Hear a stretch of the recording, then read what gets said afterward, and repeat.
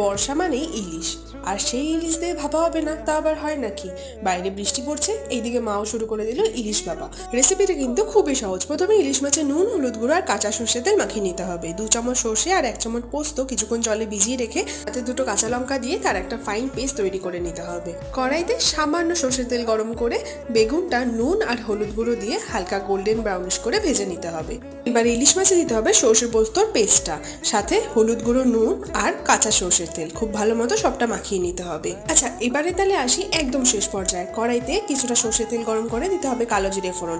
এবারে ইলিশ মাছগুলো একে একে দিয়ে দিতে হবে, সর্ষে বাটাটাও দিয়ে দিতে হবে, সাথে একটু জলও দিতে হবে। মিক্সি ধোয়া জলটা দিয়ে দিতে হবে 3-4টে কাঁচা লঙ্কা, তোমরা তোমাদের পছন্দ মতো দিতে পারো।